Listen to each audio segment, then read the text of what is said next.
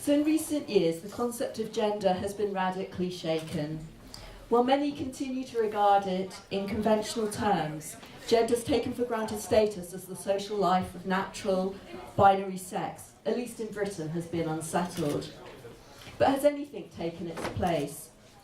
Feminist, queer and trans politics for decades have been recrafting accounts of gender, of what it is and what it means. And there's a real kind of complexity and nuance of very different perspectives and very different accounts and understandings of gender. But what this talk is going to focus on, at least in its first half, are two ways of thinking about gender that have become particularly visible in British political discourse right now. And one is gender as a social system of domination, and I'm going to say GDOM for short, which I hate as a kind of shorthand, but I haven't found a better one. And the other treats gender as a felt dimension and expression of the self that may or may not align with biological sex, and perhaps, interestingly, may not even map onto intelligible male and female forms. And I'm thinking about that as gender as diversity, or GDIV for short. And these two approaches have come increasingly into conflict, including over gender transitioning and over the rights of people to self-identify.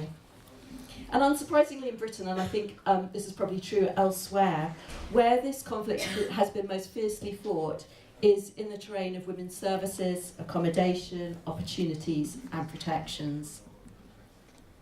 So in this talk I want to take these two approaches as a springboard for thinking about gender and the struggle to control its meaning. And my analysis is going to revolve around three key questions. How should we understand the current struggles over gender? What use is gender as a concept being put to? And this is probably the core part, is how can divergent conceptions of gender develop for different tasks, such as to cultivate and respond positively to unconventional forms of self-expression, to act experimentally, or to critique the status quo? Can they, and if so, how can they exist in more fruitful relationship to each other? So gender's doing all these different kinds of work, and different conceptions of gender are developing to do that work. Can they coexist? So some people suggested that particular groupings, such as lesbians, shouldn't count as women because their lives weren't underpinned by the eroticization of sex-based inequality. But this was a kind of self-chosen exit. It was saying, well, we are women because to be a woman is defined by having a certain position in a heterosexual order, so we're not women. It wasn't other people saying, you don't count. It was also secondary to the more prominent challenge of how to give broad definition to the category of woman in ways that would avoid reinforcing middle-class paradigms. So in Britain anyway, these previous debates about what it means to be a woman diverge from the current conflict, which is foremost concerned with how expansively categories should be drawn and on what basis. And gender is also important for thinking about the future, since it's a far more socially mutable concept than sex is usually taken to be. But how do we want to think about gender's future or its futures? And so in the second half of this talk, I'm going to shift ground to consider the different future-oriented usages underpinning gender's conceptualization. And I'm going to focus on three, really, to prefigure gender, to destabilize and experiment with gender, and to critique it. And drawing on utopian studies, and I'm going to do it quite lightly in this talk, but we can come back to it in the discussion if people want. I want to consider how these different uses that we're putting this concept of gender to, how they affect the conceptual ways we approach gender. Today, the conceptual assumption that there are two fixed and stable sex-based genders with very limited traffic between them no longer holds up. In different countries, governments have been amending their laws. And these are mainly focused on regularising and in some cases simplifying procedures for transitioning between male and female. But in a few places, reforms and consultations also address the claims of those who identify with a gender other than male or female. Now, some countries have managed gender transitioning law reform with minimal opposition from other progressive and critical movements. But elsewhere, the question of who gets to define and come within the category of woman, and to a lesser degree man, because nobody's really fighting about who gets to count as men, and whether new gender categories should be legally created has generated a series of flashpoints. as clusters of feminist activists oppose changes which they think would make the category of women more permeable and expansive. And in Britain, this battle has become increasingly fierce and it's ongoing. And you just have to look in this online to see stories of how the conflict is being played out. Participants are being subject to social media abuse and attack. People are no platformed, they can't speak at universities sometimes, meetings are closed down, there are cases of physical violence. The provision of puberty blockers for transgender presenting children and teenagers and the sexing of public toilets, prisons and hospital wards have been two focal points for conflict. So one strong current running through these GDOM accounts of gender is a sort of materialism against the idealism that they associate with gender as diversity. And materialism here has three core aspects. First, it assumes a stable role for the sexed body. As the socialist feminist network describe, sex is the scaffolding upon which gender roles are constructed. Second, that women are defined as a class with class-based interests.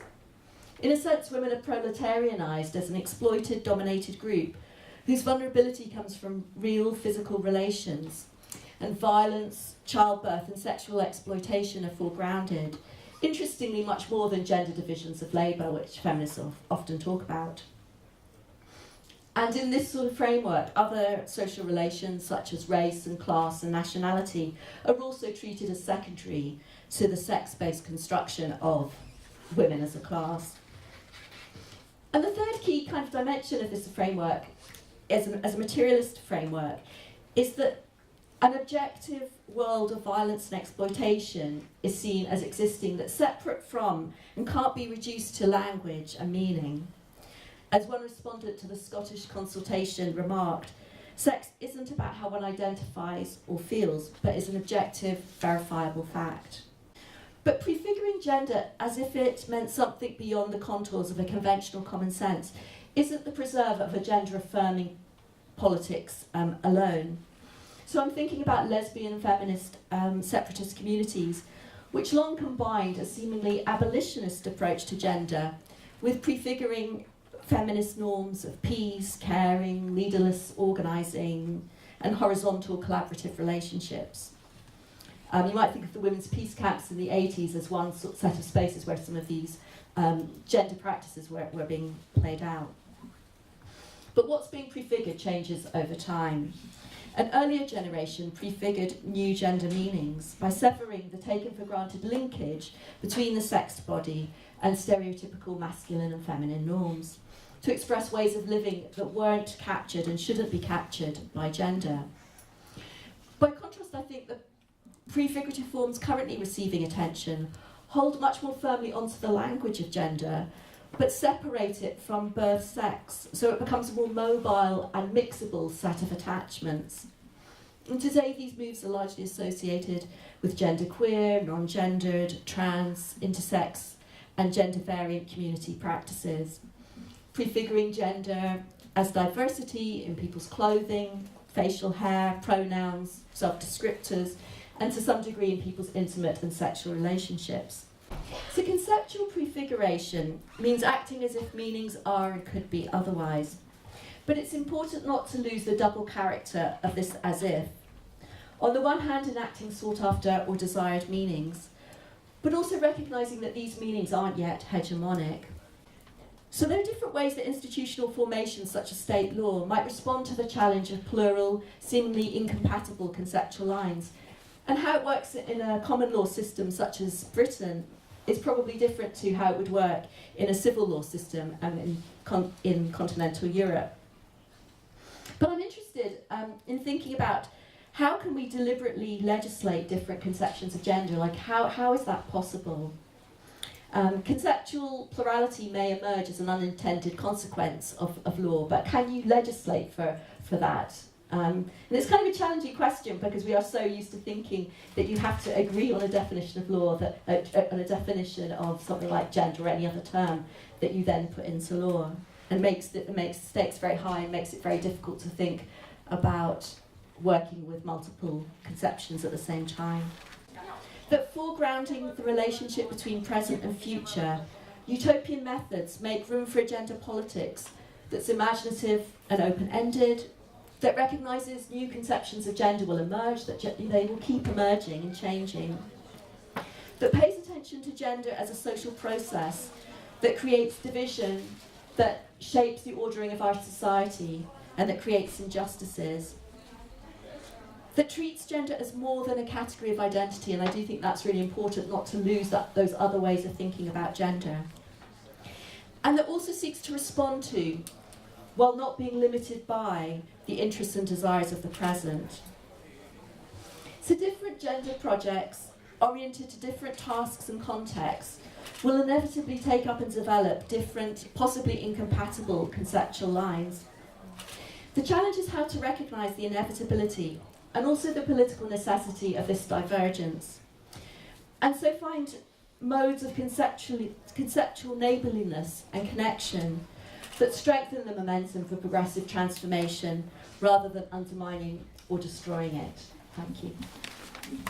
We are, of course, here now talking about the framework of law mostly, and which is extremely interesting, that the concepts in law, in whichever language or country they are, and law, but of course it doesn't exhaust the kind of future of gender as a concept, because then we have also the social practice, we have public policy, we have politics, and all, which may have a different kind of conceptual future for gender.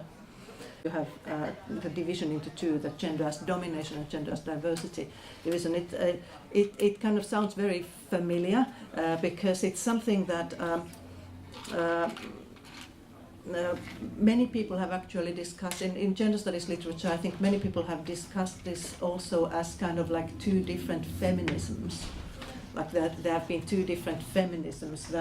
The one which is kind of like sisterhood feminism, where the main emphasis is on women being dominated by men and women having something in common with that, and then queer feminism, or so many people frame it as like that, where the diversity of gender is the main issue.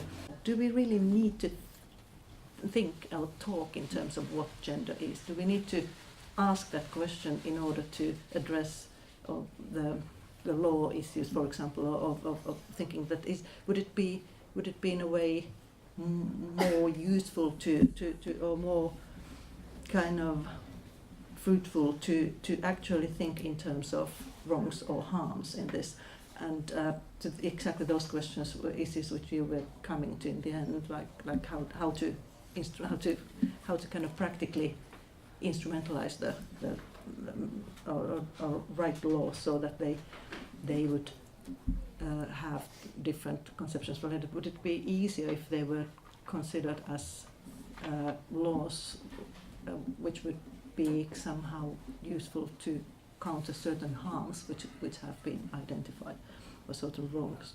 What can we do with that concept, or idea? Does it actually need to be in what kind of law in various places? I'm just thinking very kind of concrete things like well, the identity in passports. I mean, what does it? I'd like you to do a little bit of prefigurative practice here, or something, like imagine what it would be, or all of us probably. What would it be? What would it take away if in our passports or identity cards there was no gender? That when we were born, no kind of gender assignment at birth. I'm kind of trying to think about it, and I don't know how much harm it would. What would it actually take away? It would make many things easier. What does it actually take away? What is there anything? I mean, you must have thought even more of these things in terms of. So, also, say parenthood. Like if there was no, is there any kind of need to say who's the mother and who's the father of a child? I mean, and how many parents there are? Like, couldn't it be just as well that people who kind of at the birth of a child say that we are the parents of that child and are in agreement about that, would be the parents, and then maybe what's the need of what's the use of or need of delimiting that to certain number or certain genders.